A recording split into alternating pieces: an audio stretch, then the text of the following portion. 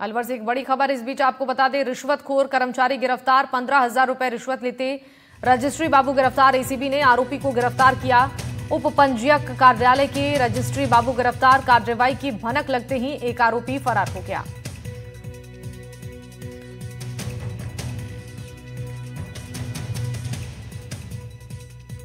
ये बड़ी खबर अलवर के एसीबी चौकी भिवाड़ी की ने बहादुरपुर में रिश्वतखोरी पर कार्रवाई की है। एसीबी ने रजिस्ट्री के एवज में 15,000 की रिश्वत लेते उप पंजीयक दफ्तर के रजिस्ट्री बाबू को गिरफ्तार किया है। एसीबी डीएसपी ने कहा कि आरोपी को रिश्वत लेते रंगे हाथों गिरफ्तार किया गया है और परिवादी ने 11 फरवरी को फोन पर शिकायत दर्ज करवाई थी।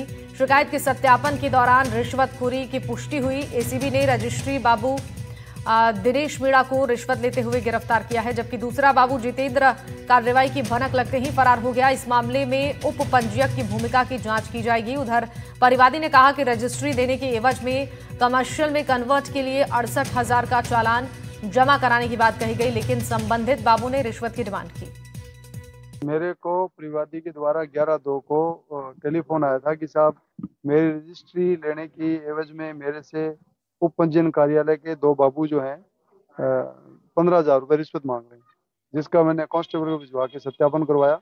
सत्यापन में ये बात आई कि ये 15,000 रुपये रजिस्ट्री के एवज में मांग रहे हैं, जिसका आज दिनांक 13/2 को ट्रैप का लेआउट किया गया। दौरान ट्रैप कार्रवाई रंगे हाथ बाबू दिनेश मीणा जो रजिस्ट्री की डिलीवरी करता है वो अपने पैसे लेते हुए उससे बरामदगी भी हो गई और वो ट्रैप हो गया।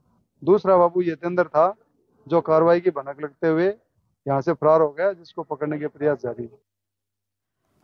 और एसआई भर्ती पर हाईकोर्ट में सुनवाई हुई है। लगातार चौथे दिन एसआई भर्ती पर सुनवाई हुई है और सरकार की ओर से अतिरिक्त महाधिवक्ता विज्ञान शाह ने जवाब दिया है।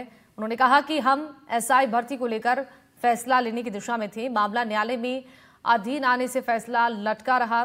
16 दिसंबर को हमने एसआईटी गठन का ऑर्डर निकाला और हमारी शुरू से ही मंशा साफ थी। वीके सिंह को एसआईटी में चुनने पर भी बोले कि शाह हमने अपने बेहतरीन अधिकारियों को चुना।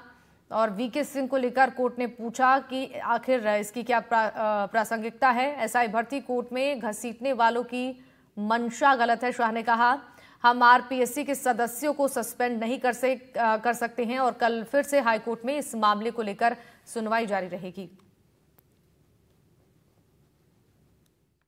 तो पेपर लीकेज गिरोह हैं, लगातार पेपर लीकेज की जो घटनाएं हो रही हैं उनसे संबंध में एक एसआईटी का गठन किया और उसमें जो one of the best officer जो स्टेट के थे who was having technical expertise, उनको उसका हेड बनाया गया। और इसका मतलब ये याचिकाकर्ताओं के कहने से तो नहीं बनाया गया था। याचिकाकर्ता तो वो लोग हैं जो 2021 में रिजल्ट आ गया, पास हो गए, इनको एफआईआर का पता था, फिजिकल एफिशिएंसी टेस्ट में ये गए। इनमें से कुछ लोग हैं जो मिनिमम क्वालिफाइंग भी नहीं कर पाए। तो मोटी सी बात ये थी कि जिनके मिनिमम क्वालिफाइंग मार्क्स नहीं आ रहे हैं वो किसी की ने दूसरे ने पेपर लीक कर लिया होगा, मान लिया जाए बात, पर आपको किसने रोका था मिनिमम क्वालिफाइंग मार्क्स लाने से? सरकार की किसी भी तरीके से कोई कमी नहीं रही। सरकार की वह थी जिसने रामूराम रायका को पकड़ा, जिसने सारी इन्वेस्टिगेशन करी। एजी साहब ने जो राय दी वह भी सरकार का हिस्सा है। कैबिनेट कमेटी की मिनिस्टर्स की कमेटी की जो कमेटी बनी उन्होंने भी जो राय दी वह भी सरकार के द्वारा ही किया गया। तो जो उनके द्वारा कहा गया कि सरकार कहीं पे भी इस भर्ती को रद्द करने के प्रोसेस में कहीं पीछे नहीं है, लेकिन जो याचिका करता है वह चाहते हैं कि अभी भर्ती रद्द हो। उस तरीके का कोर्ट डायरेक्शन 200 जो आर्टिकल 226 की रिट पिटिशन होती है उसके तहत नहीं दिया जा सकता।